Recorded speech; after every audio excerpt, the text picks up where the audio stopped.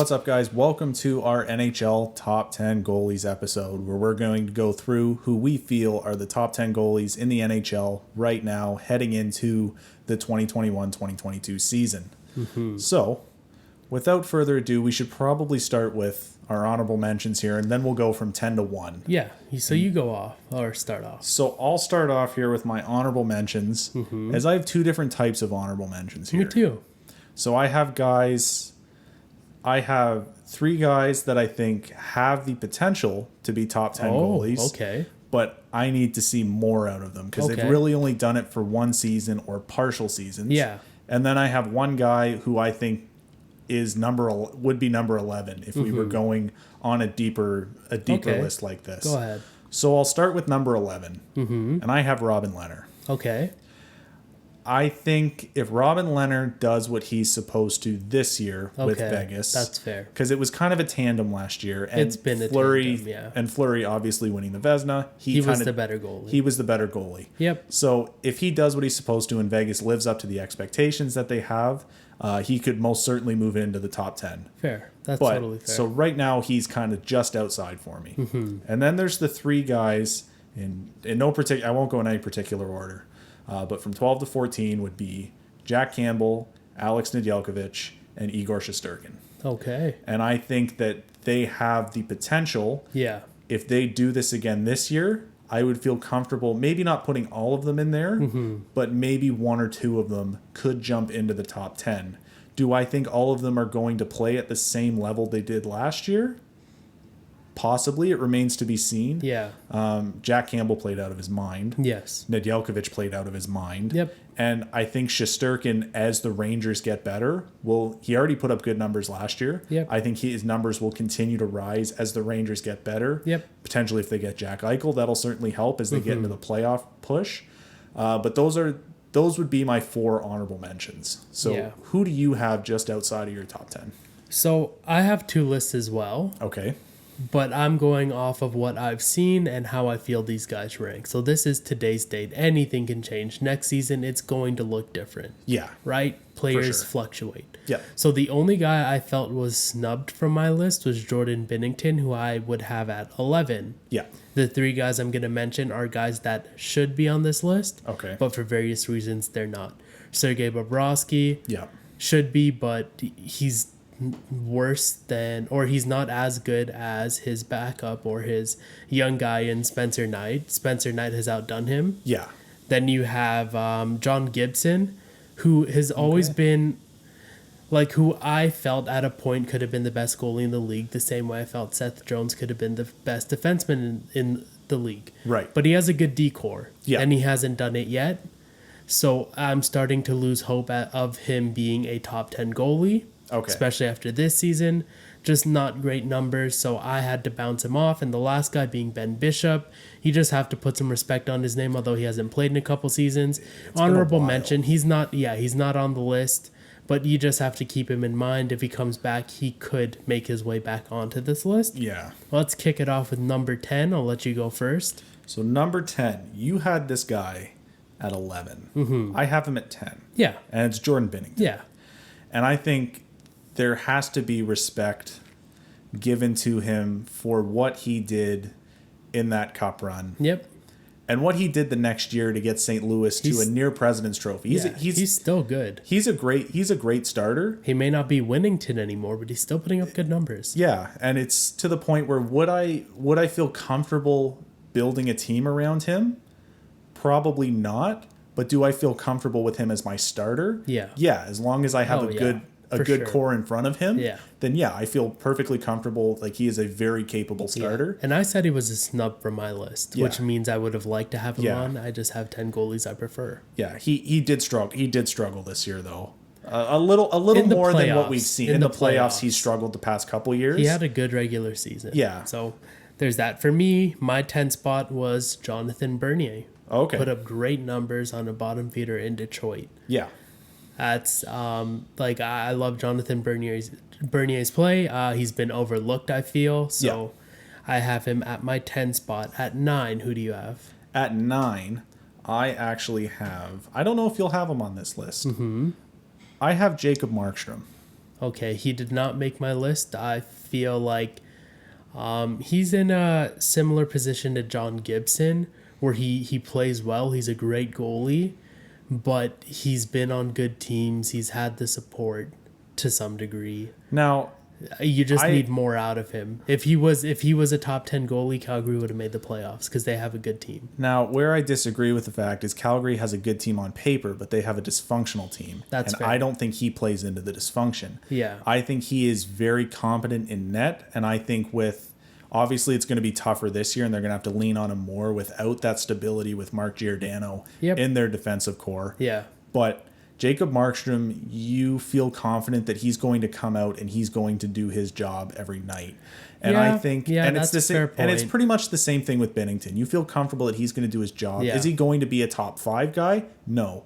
But I feel comfortable with the fact that he is going to be the guy Calgary needs him to be, and he's going to be worth that contract as they go into potentially. They're looking to make the playoffs this year. They should make the playoffs this year. They have a good enough team on paper. They've downgraded, so we'll see. It's just whether they figure it out and whether they figure out that dysfunction that seemingly has been following Johnny Gaudreau and Sean Monahan around their entire career. Yeah. Okay. So I have him at 9. Who do you have at 9? I have Semyon Varalamov. Okay. I think he's one of the best goalies in the league. He's been stepping up as a starter. Obviously, he plays behind a great defense in the Islanders. Yeah. But he's always been good. Yeah. He's actually who I have at 8. Oh, okay. So I have Varlamov at 8, and I know they could rock a tandem, and they were rocking a tandem in the playoffs. Yeah. But Semyon Varlamov is what got them there. Yep. And Semyon Varlamov has been this for their guy. Years and years now, and he was arguably probably you could consider him a Vezina snub last year. He had the numbers for it. Yep. And of course the Islanders finished with the record to warrant him being in the Vezina conversation. Yep. I'm going to put him at 8 though, just because again, plays behind the best defense in the league. Exactly. At 8, I have Linus Omar. He is my last goalie that I feel has put up great numbers on a bad team. Yeah. Phenomenal goalie. He is a phenomenal goalie. Yeah. And it'll be interesting to see if he can do this with Boston this year. If he does, he could skyrocket up my list. And obviously onto your list because it doesn't sound like you have him. If I don't have him. Yeah.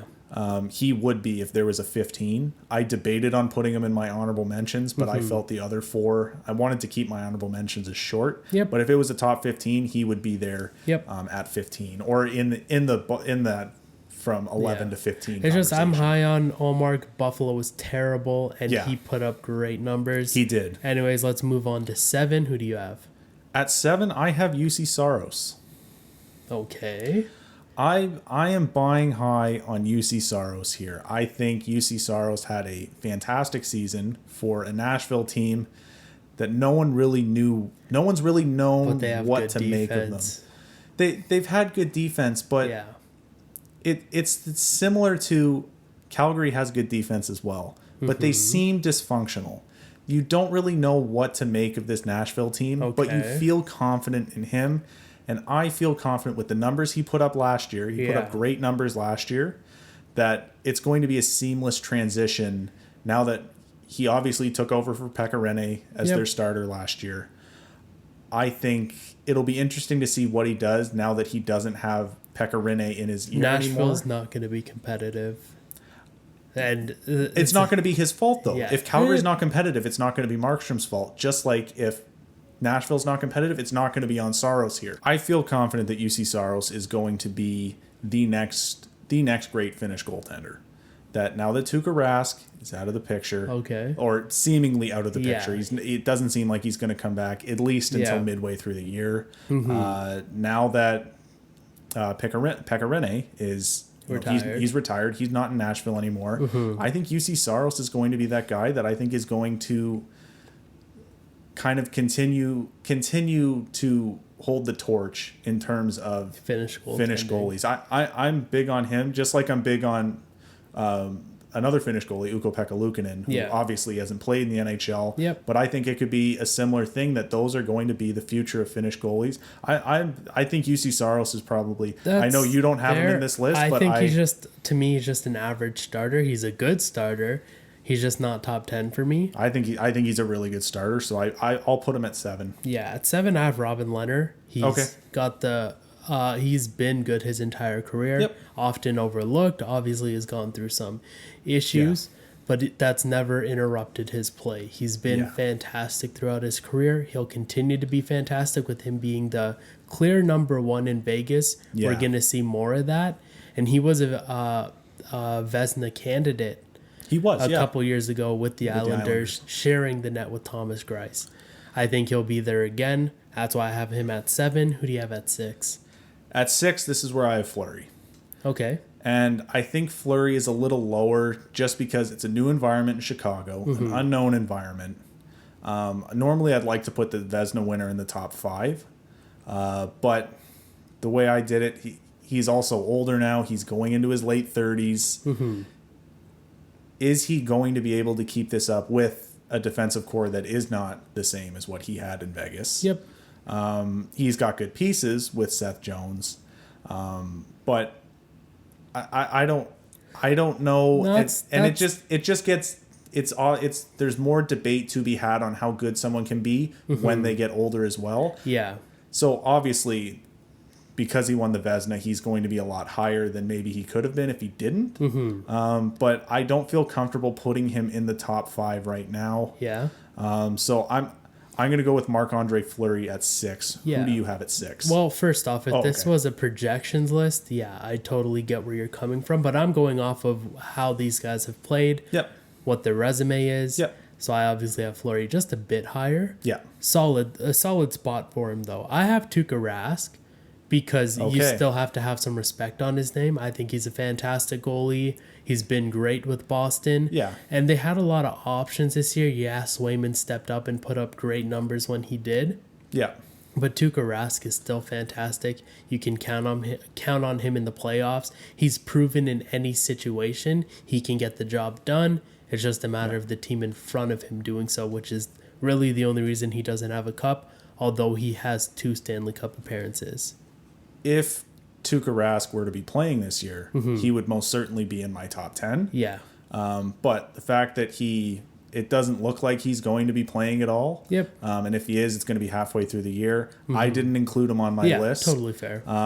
But yeah, he would definitely be up in and around that kind of from 4, maybe down to 8, kind of in that range. I'd put Tuka Rask, but he is not on my list just because he may not play in the NHL again. Yep, fair enough. 5, who do you have? 5, you may not like this one. He was in your honorable mentions. Yeah. I have John Gibson. I love John Gibson. Yeah, I know you love John Gibson. I love John Gibson, so that doesn't upset me. It hurt me to have him outside of the top 10. I originally had him top 3. Yeah. I think John Gibson is wildly underrated, and it's because he's in Anaheim. They're a rebuilding team. None of their losing is his fault. No. As I think John Gibson... He's probably just worn out. Now, exactly. And once they get... Their decor is developing. They're very young. Once they get... play up to their potential, Anaheim could easily be a cup contender. Yeah. I mean, in distant future, obviously, but as they start to come into... John Gibson could be the next Carrie Price. Yeah, John Gibson has that potential to be the next great goalie in the NHL. Yep. And I think he's most certainly going to continue to be one of the reasons why Anaheim is going to be a force to be reckoned with in the Western Conference. And so I'm going to put John Gibson at 5 based on his potential. His numbers may struggle, but he's playing on a very weak team. Yeah. And when Anaheim was a contender, John Gibson, being their young starter, was phenomenal. Yeah. They get back to that place, expect John Gibson to be phenomenal. And again, possibly the number 1 goalie in the league. Because he's got the years under his belt now. He's got that poise that he didn't have, and he was already fantastic when he was young. So I think he's going to be a huge part of Anaheim's success. For sure. At 5, I have Philip Grubauer. Okay. Obviously, he was spoiled playing in Colorado, but I think he helped them out, and they're going to miss him. Yep. He was a Vezina nominee for a reason. So, and again, he obviously put up great numbers being on a good President's Trophy winning team. Yep. So who do you have at 4? At 4, I have Carrie Price at 4. Okay. And obviously, if we're talking First off, can we just say it was really tough to rank Carey Price? Because you can explain or rationalize having him off the list. You can rationalize having him 1. Yeah. I think if you're looking, there are only 2 goalies in the NHL that can steal you games. Yep. And we're going to get to the other one later, but Carey Price is one of those goalies. Yep. So it's really a 1A, 1B situation. Yeah. And if this was a playoff ranking, Carey Price has to be either at the top or he's top 2. Yeah. So I think Carey Price, and it's similar arguments to Fleury. Mm-hmm. He's not, as he gets older, you don't know what you're going to get. Another injury is present right now, as he's got a hip thing, he's got a knee thing right now. Yep. So you don't know what you're going to get in the regular season, but if you get into the postseason, watch out, because he's going to play through absolutely any injury. And again, he's the big reason why he's really the only reason why Montreal made it to the Cup Finals, because he stole at least half of their games. If you switch Carey Price with any other goalie, they get bounced in the first round. That includes Andre Vasilevskiy, because he wasn't hot to start. No.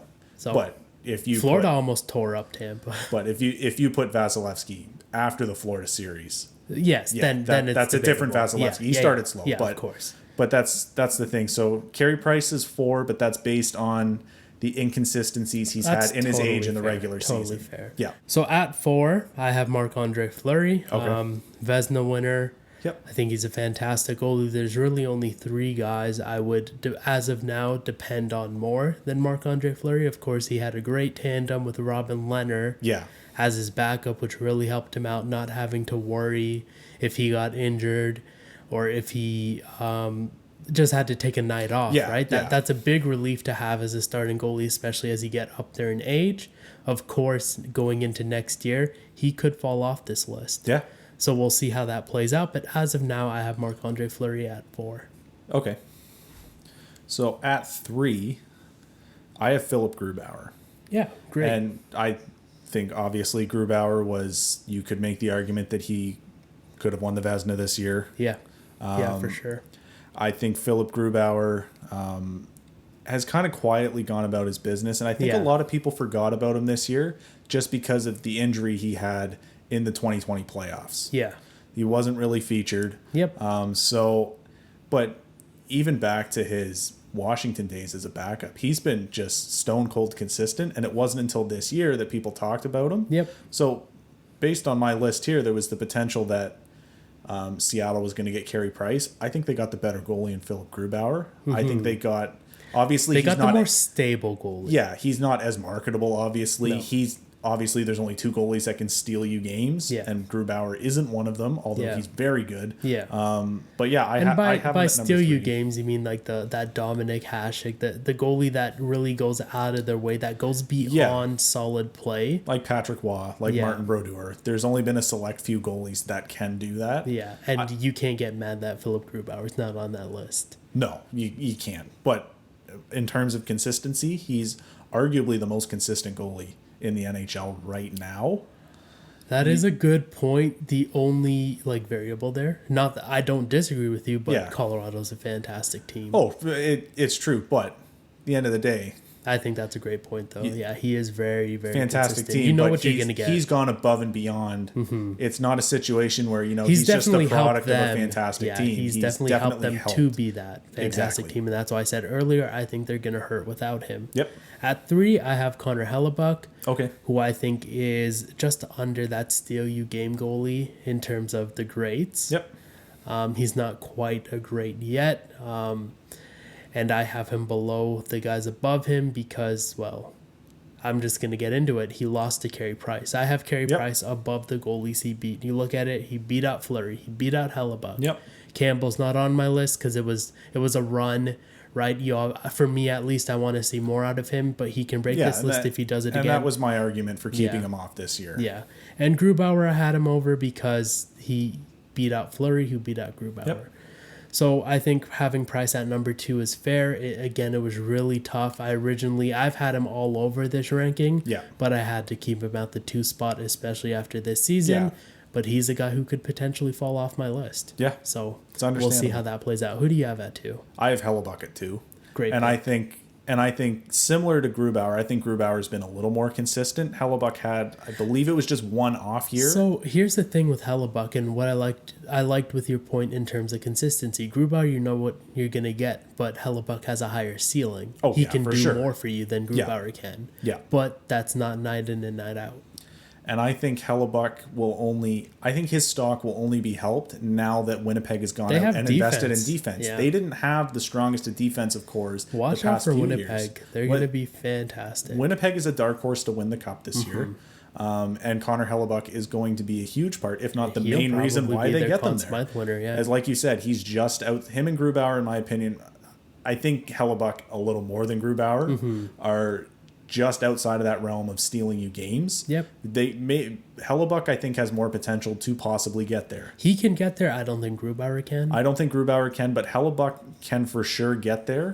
It's just a matter of if he does or not. Yep. And at number 1, we obviously have the same guy, Andre Vasilevskiy. 2-time Cup winner. Conn Smythe winner. Vezina winner. Vezina winner in 2020. He's the combination of Carrie Price where he can be the best goalie in the world. Yeah. But you know what you're going to get outside of the Florida series. Exactly. As when I said Philip Grubauer is the most consistent, I thought about Vasilevskiy too. I still stand by what I said there. Grubauer's more consistent because you know what you're going to get. And right?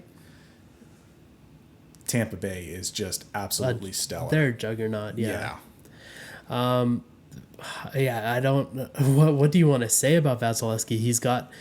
He's also one of the few you don't see goalie highlight reels anymore, but you can get that with Vasilevskiy. He makes ridiculous Dominic Hasek kind of saves. Vasilevskiy year round and playoff Carey Price, they're just highlight reels waiting to happen. And like I said before, if we're talking playoffs, it's really 1A, 1B with Vasilevskiy and Price. Obviously, I think Vasilevskiy gets the upper hand just because he's won a cup, he's won 2 cups, and he just beat Price. Stable. Yeah, he's been stable throughout the regular season. So the Tampa Bay being way better than Montreal argument starts to flounder there because, again, like Vasilevskiy's a big part of what Tampa Bay does, and he does it throughout the regular season. Another reason why you can argue Carey Price off this list is Jake Allen had better numbers in the regular season. Yeah. So there's that. So that's going to do it for our NHL top 10 goalie rankings heading into this season. If you like the video, give it a like down below. Subscribe so you don't miss any of our other uploads. Comment down below who your top 10 goalies are and what you think of our picks. And with that, thanks for watching, guys. We'll see you in the next video. Peace. I cannot believe you had UC Soros. I did have UC Soros. That's wild.